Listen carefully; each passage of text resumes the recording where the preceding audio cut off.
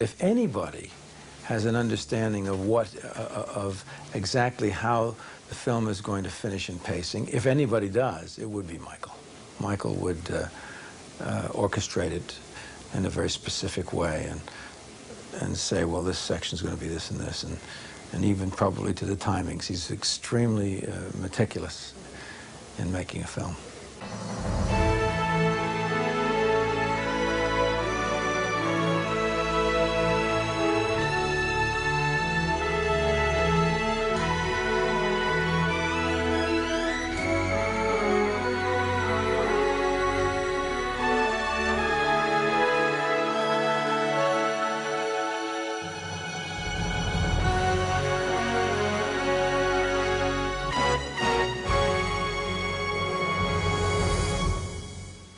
You manipulated me into this. That's bullshit, Jeff. You greased the rails. I greased the rails for a guy who wanted to say yes. I helped him to say yes, that's all. You're not a robot, Jeff. Right? You got a mind of your own, don't you? Up to you, Jeffrey. That's the power you have, Jeffrey. Vital insider information the American public need to know. Lowell Bergman, the hotshot who never met a source he couldn't turn around. I fought for you, and I still fight for you. You fought for me? You manipulated me into where I am now. Staring at the Brown and Williamson building. It's all dark except the 10th floor. That's the legal department. That's where they fuck with my life. His vision is the movie, you know? Not that he's not collaborative, but Michael knows. Michael spends a tremendous amount of time before his movies creating how this movie's gonna be, you know? And I've never experienced that kind of detail work from any other director, ever. I've heard him say it before, and that is, I don't care what goes on in the world around outside of this frame. As long as I get it in the can, I can make the movie. And he is so, again, singularly focused on what's happening between the people on the screen. For an actor, he was the perfect director to work with because I feel that he loves these characters that he created, and that he's only going to put people in there that he knows that he'd be happy with. And when you know somebody truly loves their characters, and you feel that you are the right person for that, you don't worry, and you don't think, okay, what is he going to do here, and is he going to misread what's happening here? You surrender your control in a sense. Michael's intense attention to detail is extraordinary, and I think that's what movies are all about. A director who pays such attention to detail, I respect more than anything. He's one of them. And action! Michael Mann a réalisé 6 films et 2 téléfilms. Cette liste peut sembler courte, mais on y compte d'impressionnants succès au box-office tels que Le Sixième Sens, Le Dernier des Mohicans, Hit et Révélation. Il a également mis en scène de célèbres séries comme Deux flics à Miami et Crime Story. Né à Chicago, Mann fait ses études à l'université du Wisconsin. Puis, avec le soutien de son père, un ancien militaire, il part en Angleterre avec son frère, vers le milieu des années 60 pour éviter la guerre du Vietnam. Là, il s'inscrit à l'école du cinéma de Londres. Chicago was an interesting city to grow up in. It was very much... My childhood was very much in an inner city environment and kind of a working class, lower middle class neighborhood called Humboldt Park around North Avenue in Kedzie. And there was progressive jazz on the south side, the Checkerboard Lounge, 64th and Cottage Grove, that was kind of the quintessence of what was cool. I'm speaking of the late 50s modern jazz quartet, Miles, Thelonious Monk. And then on the west side, there was Curly's Place, which was Muddy Waters' neighborhood bar, and he played it 4 nights a week when he had the Optimum band with Otis Spann on the piano. But that was Chicago. I have a lot of affection for it. So it is not by accident that the first feature film I made, Thief, was very much set in Chicago that I started to find visually very exciting. And I got seriously interested in cinema as a surprise to myself. At a much later age, when I was about 20, 21, and I was at the University of Wisconsin in Madison, which again, I was very fortunate to be there. It was kind of a golden period of time at Wisconsin. Wisconsin was one of the 3 or 4 radical campuses in the United States with Berkeley, Madison, and Columbia. And I took a course in film history quite by accident, and a lot of things I was interested in suddenly focused and took me over. It's one of the few times in my life that I just, it's almost like the skies parted and a large hand came down and said, "You will do this." And that was the, it just occurred to me coming down the hill one night. I remember it vividly at about 10 o'clock at night. It was about 10 below zero, crystal clear night in the winter in Madison, Wisconsin. And I just come from seeing either Pabst Joyless Street or it was probably a Murnau film. I don't remember the film. And so it occurred to me, this is what you have to do. This is what you want to do. This is what you've been looking for. You know, you want to make films. You want to be a film director. And then it changed my life. And I've always considered myself a very fortunate man to have found that thing to do for which I have an unabating passion. The most important thing for me personally, and that affected the way I make film, which is relative, it's only of significance to me, it's not a prescription for anybody else, is an interdisciplinary approach, meaning that I was drawn to use all of the tools at my command. So my ambition for myself was, it was from, 1967, was towards 66, 67, I was drawn towards a highly cinematic form of film that used formal elements in their fullest to be expressive. And one could predict from that approach that the first attempts would be really awkward because if you're trying to wield the totality of it, it would be highly predictable that it would be a disaster. And so I made some student films, which I'll never allow anyone to see, that are really, genuinely terrible. And that is the other function of film school, is to make really terrible, it's terribly important to make terrible films, to just extend oneself into, whole orders of magnitudes of ridiculousness.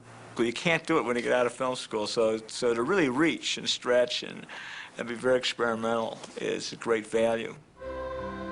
Après son retour aux États-Unis au début des années 70, Michael Mann connaît un certain succès comme scénariste. Il écrit plusieurs épisodes de Starsky et Hutch. Bientôt, il commence à travailler sur Police Story et il écrit le pilote qui va créer la série télévisée Vegas. Il réalise ensuite son premier long-métrage, Comme un homme libre, à l'origine prévu pour la télévision, mais sorti en salle en dehors des États-Unis.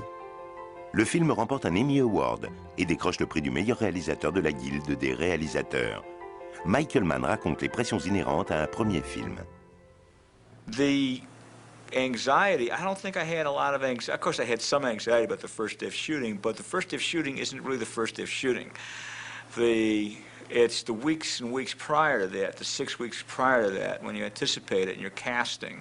There's so much anxiety in pre-production and making sure that everything's going to be there, but that by the time you hit that first day of principal photography, I'm just concentrating on getting everything that I wanted to do that day done really well. So if there is a day of high anxiety, it's probably 3 weeks beforehand. When the warden told me if there's a gang war or a race war, we'll throw you out and you won't be able to come back.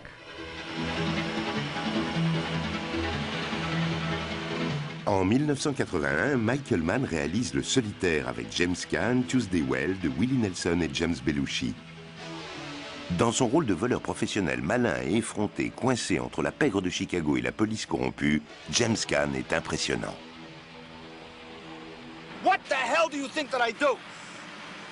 You sell little fucking cars, that's what you do. I wear $150 slacks. I wear silk shirts. I wear $800 suits. I wear a gold watch. I wear a perfect D, flawless, 3-carat ring. I change cars like other guys change their fucking shoes. I'm a thief. I've been in prison, all right? 95% of his work is done before he hits the set. He's researched everything, every character, every detail in the movie. There was a scene where I'm on top of the building in Los Angeles when we're scoping out the job. And it was just one scene, and he wanted a Hawaiian shirt on me, and he had a specific idea about a Hawaiian shirt. Drove this poor girl crazy for, 8 weeks, and kept saying no to shirts, no, no, no, no, no, and made her make a shirt for me for that one scene. I mean, he wanted a specific Hawaiian shirt with the white flower, the black, and the red. So he's very specific with everything around him, including the actors. The real reason to do Thief was I was struck with the notion of something I'd picked up in Folsom Prison, of somebody coming out of prison, autodidactic, self-taught. They had been off the street from when they were, say, 17 to their early 30s or mid-30s. They had none of the normal development that we have.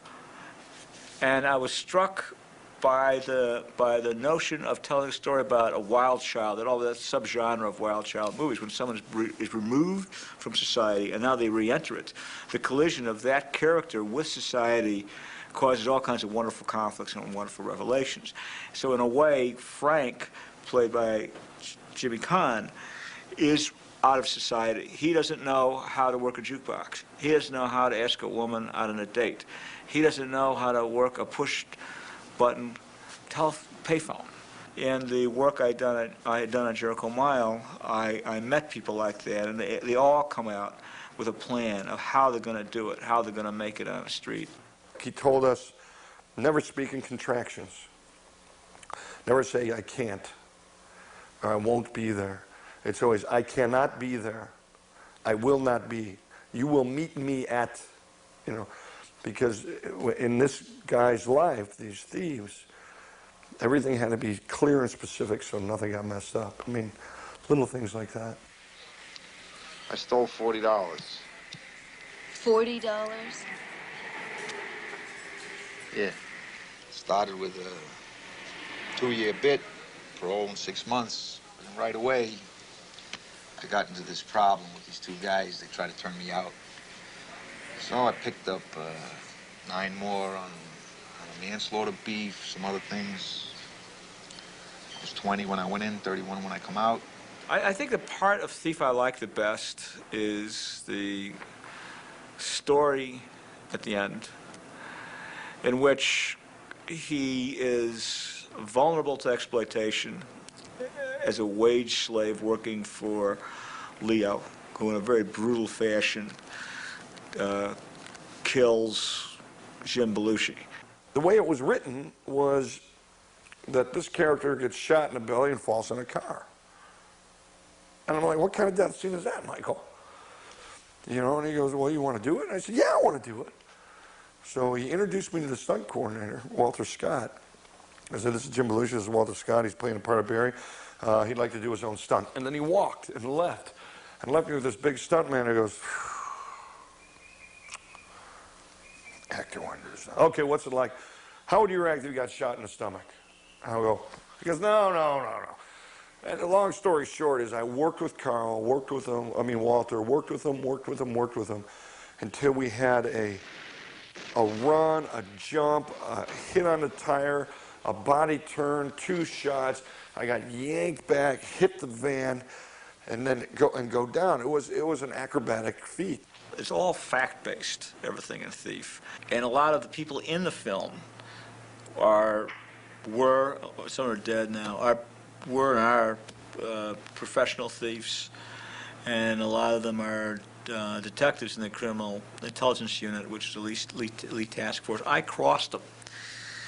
I would have thieves playing cops and have cops playing thieves, because they all grew up in the same neighborhood, the same inner city near Northwest Side neighborhood called the Patch in Chicago, and they were more at ease playing their opposite numbers. That's where Dennis Farina came from. Dennis was he was a cop in Chicago, he was a detective. A couple hours after I got home, the phone rang.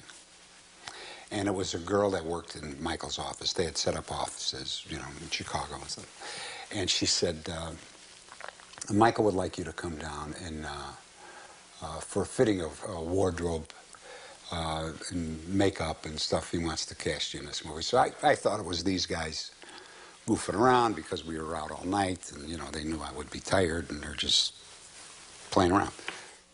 So I says, okay, all right, I'll come down. So now I figure I get there and they'll be sitting there, they'll have a laugh. ha ha ha, and we'll have a cup of coffee and we'll eat breakfast, and that'll be the end of that. But sure enough, I get down there and this girl is waiting for me, and she takes me into the hair and makeup and wardrobe and stuff like that. And Michael walks in and he says, I want you to do the part of this character, Carl. I'm going to tell you how relentless Michael is about getting what he wants. I was to get married on a Saturday, May 17th, and he wanted me to shoot a scene on May 17th. And I said, Michael, you want me to call my wife and cancel the wedding? You call her. What's the number? Hi, Sandy, Michael Mann, how are you? Good, good. Well, congratulations. Listen, I'm going to need Jim on Saturday for this shot. And you know what? We got married a week later. En 1983, Michael Mann signe La Forteresse Noire, un film sur la corruption et l'amour pendant la Seconde Guerre mondiale. Scott Glenn campe un mystérieux voyageur qui retourne dans les Carpates pour empêcher qu'une force maléfique soit remise en liberté. Cette histoire peu ordinaire plaît surtout aux amateurs du cinéma fantastique et ne rencontre pas le succès escompté auprès des critiques et du public. This is a very shy boy, Will. What were the yards like? Big backyards, fences, hedges. Why? Because, my dear Will, if this pilgrim imagines he has a relationship with the moon, he might go outside to look at it.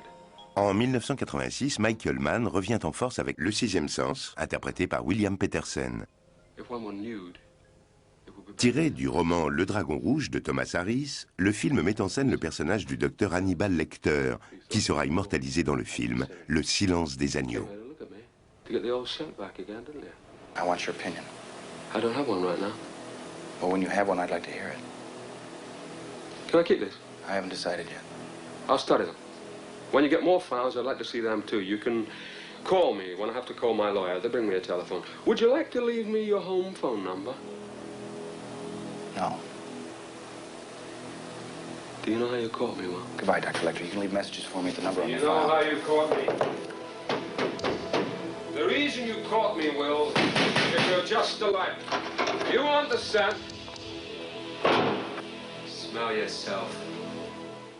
I don't think there is anybody who is more careful about his work than Michael. I mean, I used to think sometimes it was ridiculous that we were on the 25th take of something. I wasn't sure what I could do any differently to make it this way or that way.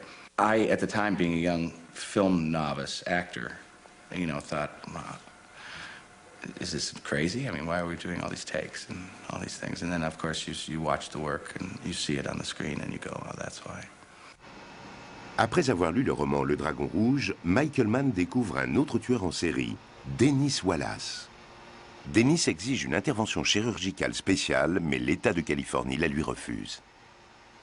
I become interested in him way early on because he sued the state of California to get a stereotactic procedure. This is where they drill a couple of holes in your skull and go in with a couple of anodes and burn out parts of the amygdala under the idea that it cures schizophrenia. And when you talk to these very frightening neurosurgeons, they would also tell you it also cures the common cold.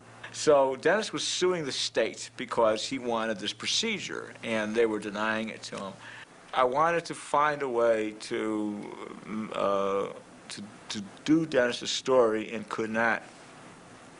Harris, in Red Dragon, invented the character of Graham, who had to empathize with the fantasy of a serial killer to discover the serial killer's motive. And it was an ingenious invention, and that became how to do it. The most poignant moment of that motion picture for me is actually the relationship between Dollarhide and Reba, the blind girl. It's a wounded human being, and a severely wounded human being. He has an unusual insight into her and realizes that she would be substituting sensory intake through touch and smell and hearing because she's sightless. And and she would live in a very tactile, very sensual world that is tactile. And so he brings her to a friend who sedated a tiger, who's a veterinarian at the zoo. And he arranges for her to touch a tiger. She's feeling his fur, and they're going to give it an operation on a tooth or something. And so it's a gorgeous, gorgeous scene. And Joni's just, brilliant. And it's shot brilliantly. I mean, that's a moment in a Michael Mann movie. The music is so enriching,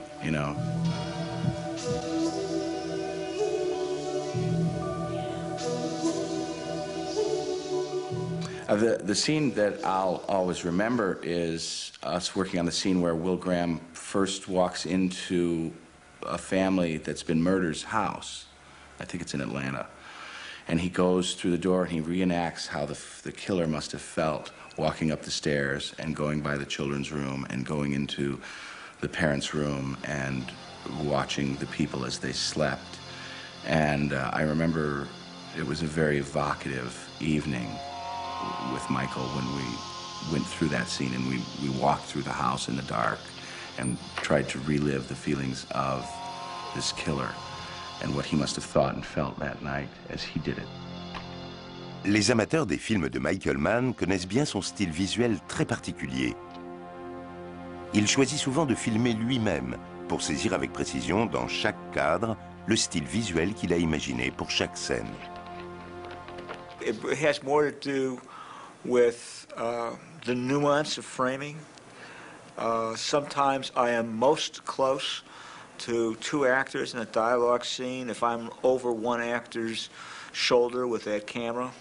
It becomes very collaborative when Daniel Day-Lewis and Madeline Stowe did some of their most intimate scenes together, particularly the one in the forest when they're in the burial site and they're under the threat of the Abenaki who are chasing them. And he explains things to her. There was something about operating the camera with the two of them right there that made the scene, for me, as a director, be so much more. Le Dernier des Mohicans est un film d'aventure épique. L'histoire d'amour passionné qui se déroule aux confins de la frontière de l'Ouest, ravagée par la guerre. Le film a pour vedette Daniel Day-Lewis, Madeleine Stowe, Russell Means et Wes Studi. S'inspirant du roman de James Fenimore Cooper, le film fut un énorme succès auprès des critiques et du public. He comes to the set and he's ready to do what it is that he has pictured in his mind. And as a matter of fact, he may be even talking to you as an actor, and all of a sudden you can see the wheels beginning to work in his mind. It could be that another idea just struck him, perhaps about what he's talking about, or perhaps about another shot. But he's thinking, he's living that particular picture at that time. This man said he was going to do something, and he did it. And I'm very unaccustomed in a sense to that. He's extraordinary. He says, this is what I want to do. He makes it clear, and there it is.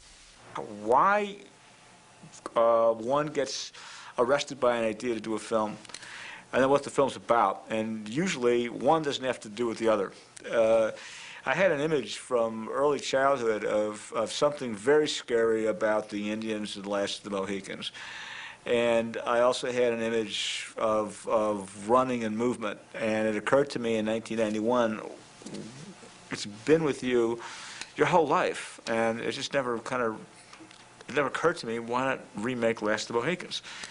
And I looked at the film, and it was not terribly good. Read the screenplay, was excellent. Read the book. The novel is horrible. It is just a terrible piece of writing by James Fenimore Cooper. And it is also politically evil because it is highly revisionist. But the central reason to do Last of the Mohicans, when I came to do the film, what was the film about, had to do with the passion to preserve life in combat, in disaster, in war, because the wars fought in the Americas were waged against the people, and they weren't in Europe, but they were in the Americas. And it is the passion of preserving life. By design, I wanted the film to be a very passionate film. I can't explain it other than to say that you felt that every movement that you did, every gesture, was taken in by him, if not consciously, then more unconsciously. And I think that they were critical. I mean, he spent a lot of time talking about the characters' two varied backgrounds and how the fascination with one another being so different was so important to him. I mean, I have made some casting mistakes. You know, this is not one of them.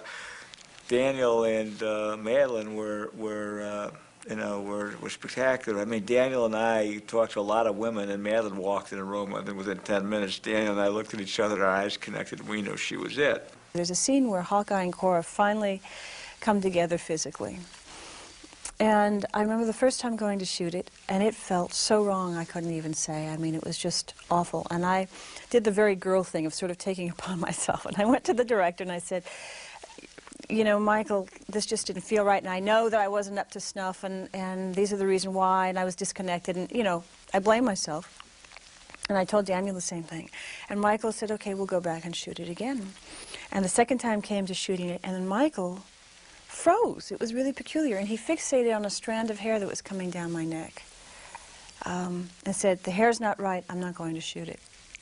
And we came back to it a third time. We never even rolled cameras at the second time. And the third time we came back to it, and it was the scene where it's kind of a love scene. And I think it's really beautifully shot. And he shot it completely without calculation. He didn't know what he was going to do. And he went, I mean, it shows the depth of his feeling for something. And you see sort of the way the camera glides down arms and sides of faces and backs of necks. And it's a very un-Hollywood love scene. They are where great actors go. They are totally in the moment. They are in 1757. Death is tomorrow morning. And that's the, you know, that explains that moment. They're completely and totally in the same.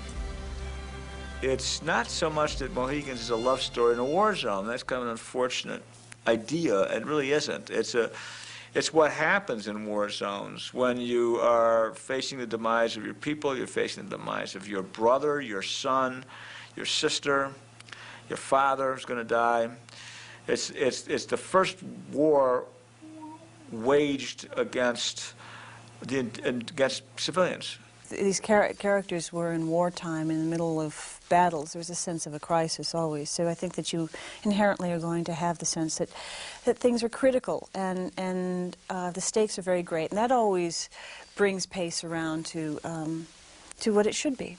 You're not going to be, you know, laying back and saying, okay, you know, what's the next thing going to be, and is this filler, is this not? I mean, everything was there for a reason.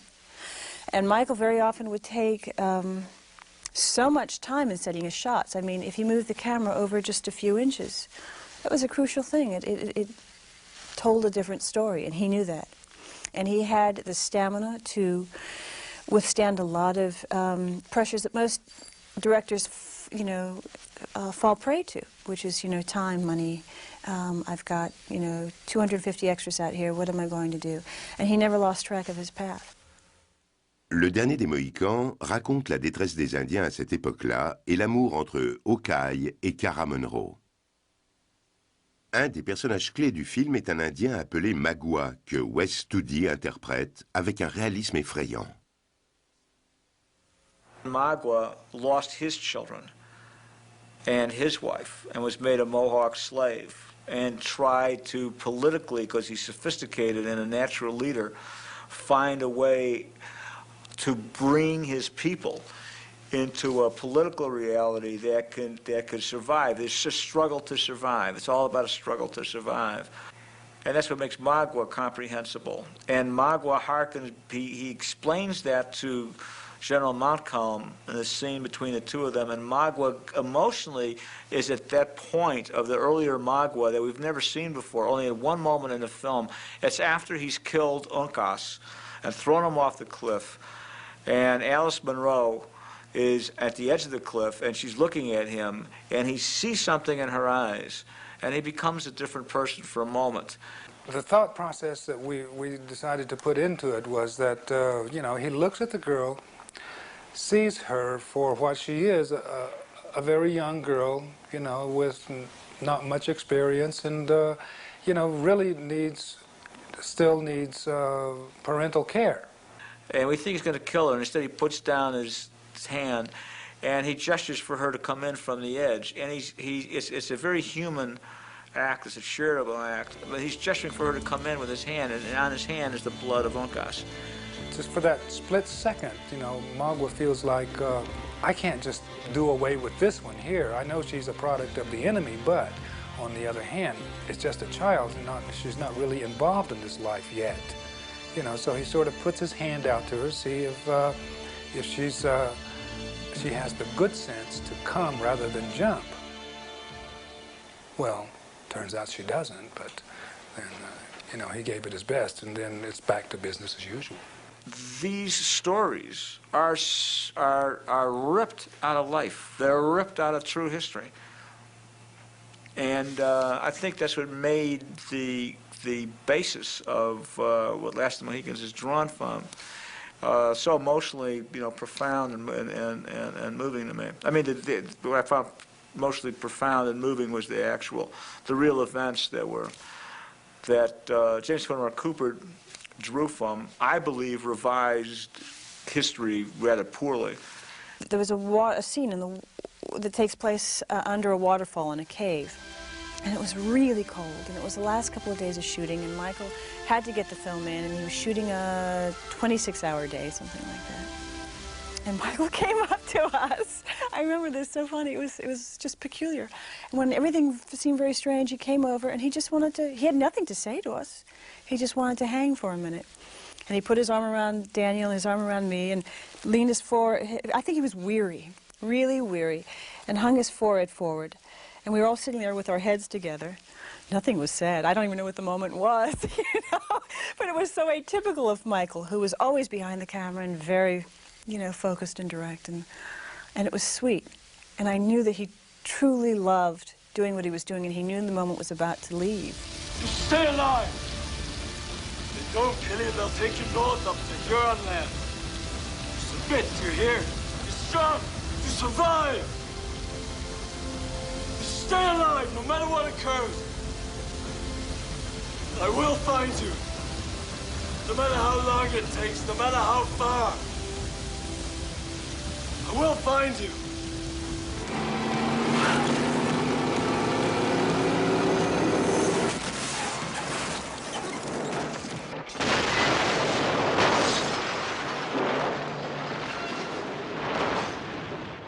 En 1995, le film Hit réunit pour la première fois au cinéma Al Pacino et Robert De Niro.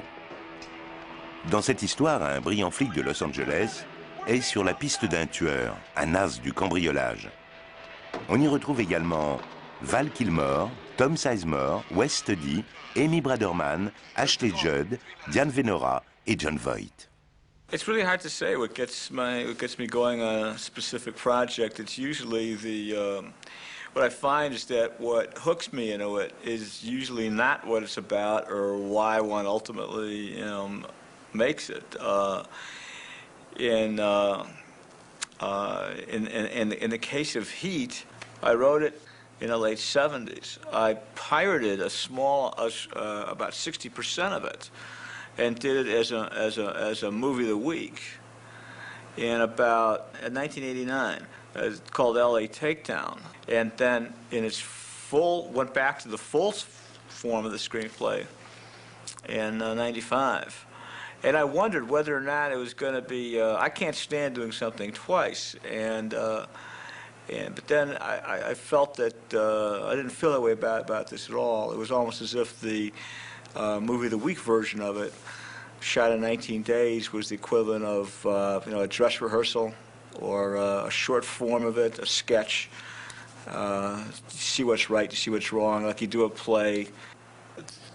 I very much moved through Heat in a way a cultural anthropologist would move into society to know it. We spent every Friday and Saturday night out with a plainclothes commander in the LAPD, rolling out crime scenes from 9 at night to 3 in the morning for months to really get what LA was. And I thought I knew LA from having lived here for about 20 years. By the time I did Heat, but I didn't know anything about LA until I rolled on all these crime scenes and met people and the most bizarre, unimaginable events that we would happen upon, and the most tragic homicide scenes.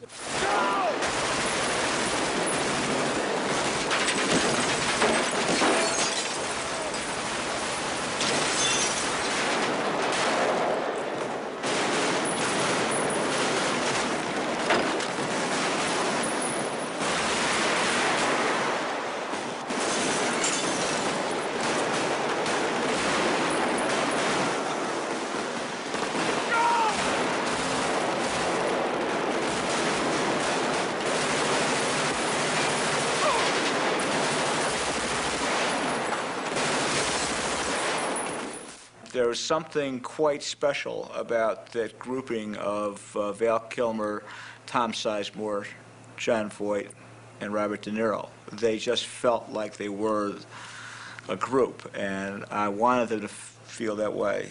This part really called for me to change my physicality enormously. According to myself, I wanted to do something totally different. And we did some very strong things. I said, do this thing with the makeup. I said, I want to see real damage, skin damage, you know. And I told him the whole story. I said, let's see if we can affect that. And then he broke his nose, so let's see if that does it. And I wanted teeth that looked like false teeth. So put it like a bridge that was loose every once in a while. Stuff like all these details. It's exactly what Michael loves. $1.6 million. 40 cents on the dollar, 640,000 to you. 150 front money. Get you the rest 2-3 days. No who own these? Malibu Equity and Investments. Roger Van Zant. Owns banks in the Caymans. Runs investment portfolios for offshore drug money. Stuff like that. So? So, he ripped off his bearer bonds. Yeah, he's got insurance. That's the point. He collects 100% from the insurance. He's a player. Maybe he buys his bonds back from us for 60% of their value. Make 40% on top of the 100%. Sell it back to him instead of going to the street. That's an extra 320,000 to you. Try it on. One of the top executives at Warner Brothers, when they first saw the film, poor John Voight, wow, he aged, and you know, and I was astounded. I said, it's all makeup. I mean, it was just all makeup and acting and performance and things and his teeth, but it wasn't the mechanical appliances of it. It was the totality of Voight as a great actor. He let me go in certain scenes. Scenes that dealt with a lot of pain, he let me kind of go in. Or he would ask me to go one more time, go again. And after doing television for a year, I began to feel the muscles of courage, of choice, were beginning to atrophy. So when he said, "What else can you do?" I was really excited that he would ask me that, and at the same time terrified that I couldn't stretch. Like I felt the muscles really had been, and he made me go other places. And I don't know any director like him. He takes so many risks. And that, to me, is to be applauded. You don't live with me. You live among the remains of dead people. You sift through the detritus. You read the terrain. You search for signs of passing, for the scent of your prey. And then you hunt them down. That's the only thing you're committed to. The rest is the mess you leave as you pass through.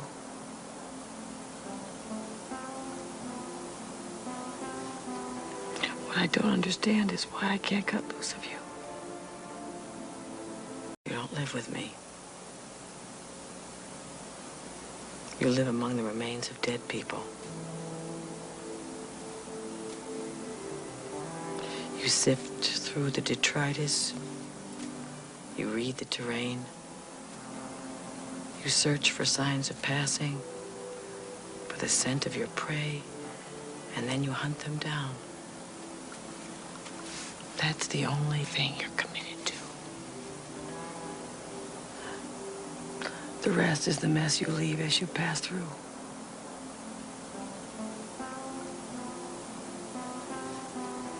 What I don't understand is why I can't cut loose of you.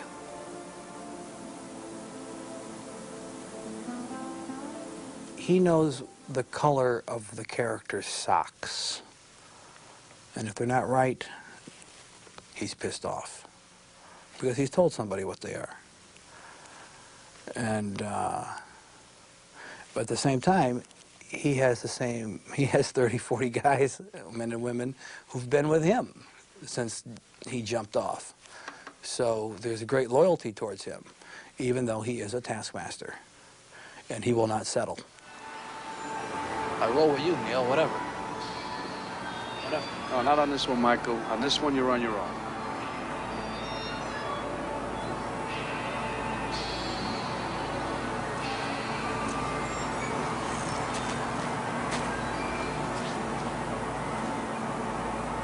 You figure this is the best thing to do?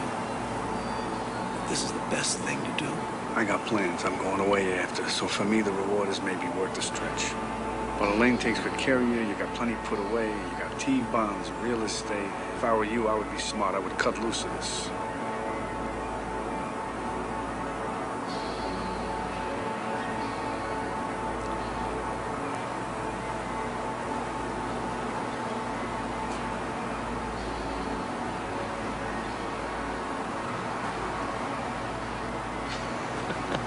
Well, you know, for me, the action is the juice.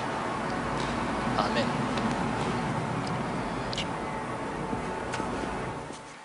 Working with Al and Bob was quite extraordinary. It was the first time I'd worked with either man, and they're great actors. They don't come from a school of acting. That's the first misconception. I mean, Al comes from a school of acting. It's got one student, one teacher, and that's Al. It's the Al School of Acting. Bobby comes from the Bobby De Niro School of Acting. They are unique. They have a scene together in this film, and they have a scene in the coffee shop that is placed into the center of this film. It's nice to see Al and Bobby, and it's nice to see Michael trying to give them the scene that's up to this historic film moment where they both have to be treated with respect and both have to come off well, And I love it. I love it like a movie fan. I say, okay, these are my two pals and these two great favorites. Let's see how they do. And they both were great, and the scene was written well, and I enjoyed it. I thought it was fun. A guy told me one time, don't let yourself get attached to anything you are not willing to walk out on in 30 seconds flat if you feel the heat around the corner. Now, if you're on me and you got to move when I move, how do you expect to keep a marriage? Well, that's an interesting point. What are you, a monk? I have a woman. What do you tell her? I tell her I'm a salesman.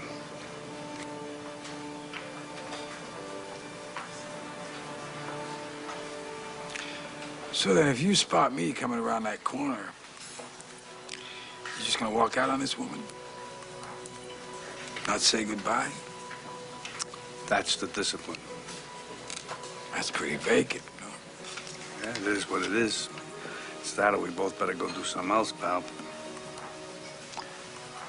I don't know how to do anything else. Neither do I. The issue of the television version of the film was that they cut the film down for TV, and I felt that it was so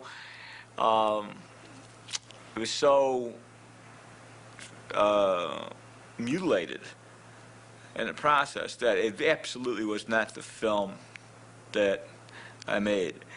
And it wasn't even remotely the film that I made, and that anybody who was seeing that film was being cheated by this mutilated product. Now, that doesn't mean that you don't cut a film for television, that you don't allow for commercial breaks, that you don't do all kinds of things, which one can do, you know, and you try and make it. We all live in this real world. It costs a lot of money to make these films, and any way to return that investment and profit on it is I'm all for. And one could be innovative. One could find ways to make it work. I made episodic television. It's in 4 quarters. It's actually quite an interesting form. And I would have been a proponent of actually extending the film and playing the film out over 2 nights, over a 4-hour time slot rather than, and that's what I did with The Insider, by the way. But for whatever reason, it didn't work out that way, and they mutilated it and made it very short. And it was just so I took my name off it. And when you take your name off, you put a pseudonym on, and the Directors Guild has 1 pseudonym. So every time you see Alan Smithee, S-M-I-T-H-E-E, there is no person called Alan Smithee. It's strictly the director's taking his name off a piece of work. Whose life, if you look at it under a microscope, doesn't have any flaws? Well, that's the whole point, Jeffrey. That's the whole point. Anyone's, everyone's. They are going to look under every rock, dig up every flaw, every mistake you've ever made. They are going to distort and exaggerate everything you've ever done, man. Don't you understand? What does this have to do with my testimony? That's not. What does it have to do with my testimony? I told the truth. It's not about telling the truth and prove it. That's not the fucking point, whether you told the truth or not. Hello? I told the truth. En 1999, Révélation retrace les événements qui opposent un chimiste ordinaire à l'industrie du tabac et conduisent 2 hommes à lutter pour leur vie. À l'affiche du film, on retrouve Al Pacino, Russell Crowe, Christopher Plummer et Diane Venora.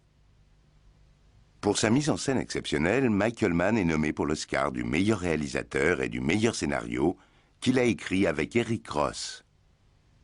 Le film décroche également une nomination pour l'Oscar du meilleur film. Il est primé au Festival du film policier de Cognac par la Guilde des réalisateurs, les Golden Globes, l'Association nationale de la critique aux États-Unis et la Guilde des scénaristes américains.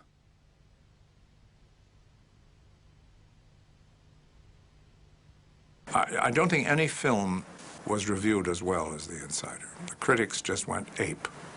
And the public, I think, still find it a bit talky.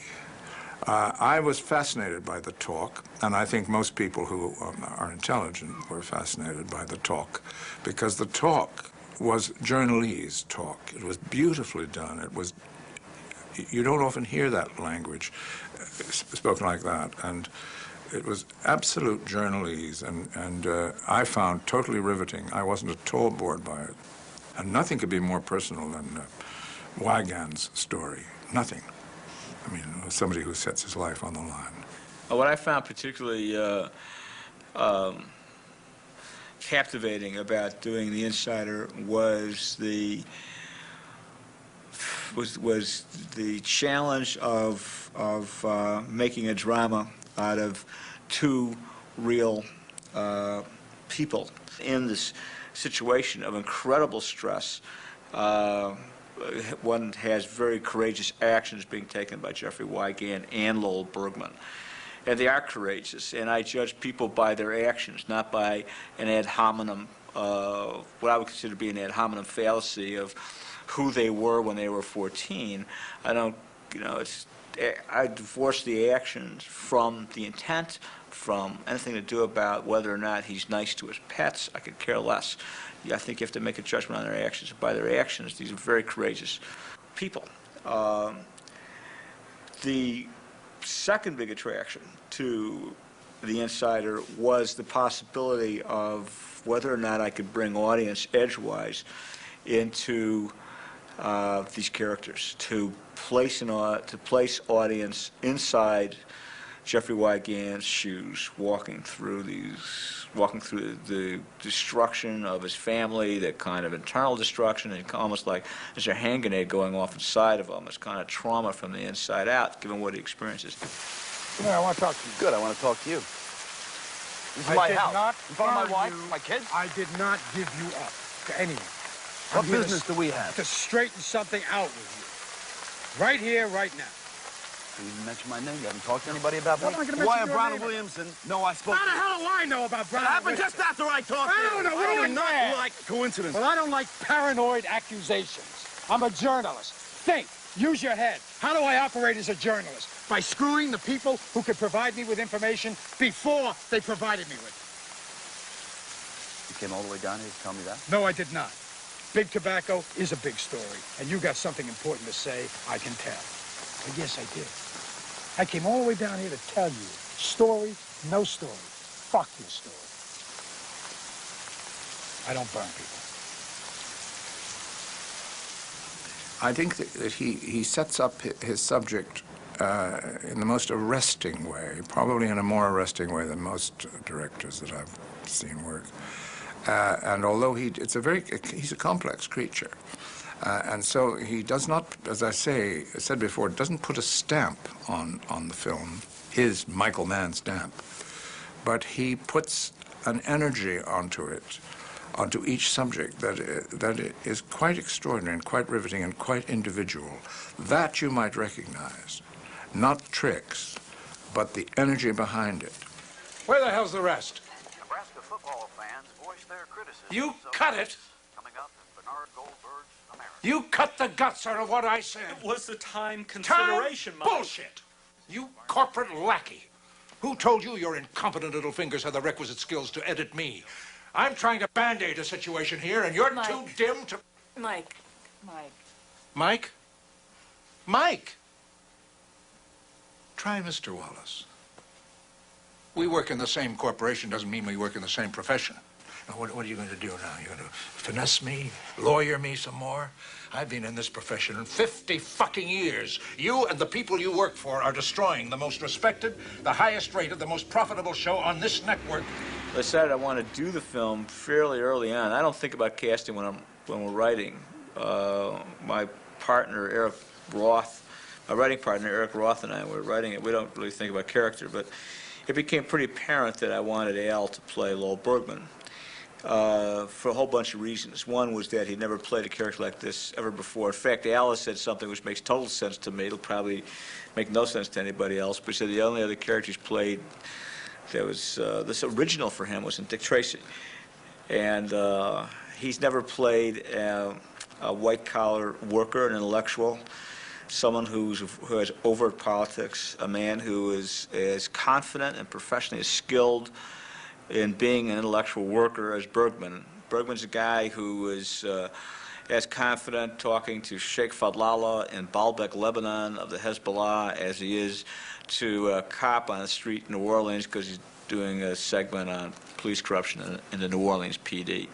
You pay me to go get guys like Wygand, to draw him out, to get him to trust us, to get him to go on television. I do. I deliver him. He sits, he talks. He violates his own fucking confidentiality agreement. And he's only the key witness in the biggest public health reform issue, maybe the biggest, most expensive corporate malfeasance case in U.S. history. And Jeffrey Wygand, who's out on a limb, does he go on television and tell the truth? Yes. Is it newsworthy? Yes. Are we going to air it? Of course not. We could not discuss anything of substance with Wygand about what happened until literally a few weeks before we started principal photography, because he was still being litigated against by Brown and Williamson. There had been an agreed settlement, but until the ink was dry, we could not be in a position to ever receive any information from him while he was being sued for divulging information. So we couldn't be put in the position of being the recipients of anything. So we couldn't talk to him. So we had to kind of, extrapolate and project and character, and I think we did it. History only remembers most what you did last. And should that be fronting a segment that allowed a tobacco giant to crash this network,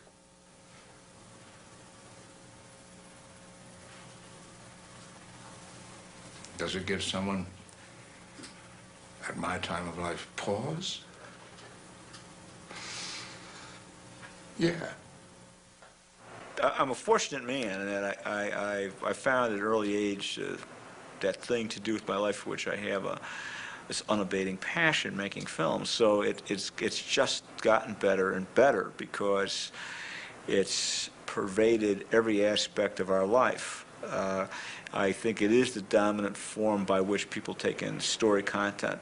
Content is encoded into story, and we have these things presented to us in the form of everything from episodic television to feature films and to significant films, and with a complete spectrum of from the ridiculous to the sublime, from the absolute trash to worthy stuff, and I think it's all to the good. I think first and foremost probably is that that he recognizes a good story, and then he can tell a good story. Because I think ultimately that's what all good directors are. I think they're all good storytellers. You know, unfortunately, there are directors who recognize a good story but can't tell the story, or can tell the story but they don't tell it in a very good way. I think Michael has the ability to do both. He will not stop until it's right, and until he has what he knows is right. He will never give up. You know, the sun can go down, he knows the sun will come up again tomorrow, and he will finish that shot. And if it makes a bunch of producers go berserk, that's their problem. But he's going to get his movie right. And that's a wonderful thing to feel as a group of people that are working for him, is that at the end of the day, it's going to be the way it's supposed to be.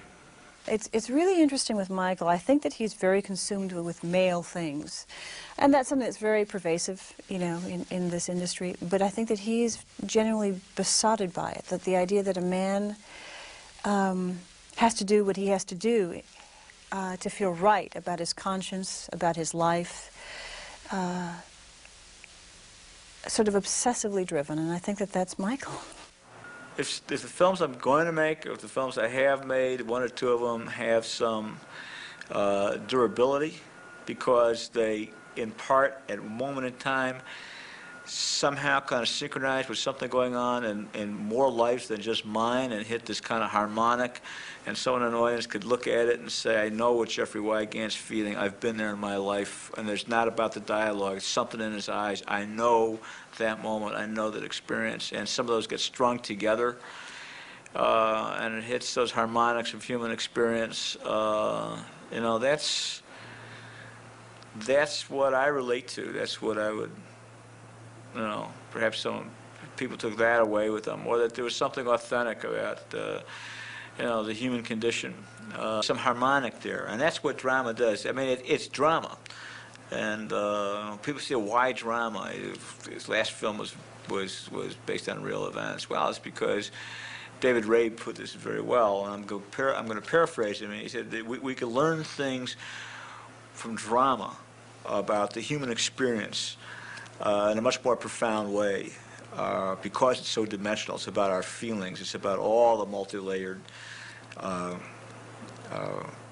multifaceted ways in which we are, than we ever can from a facts report or from news. And that's why you do drama. And that makes drama neither false, nor does it make drama superficial. It makes drama sometimes entertaining, but not necessarily entertainment.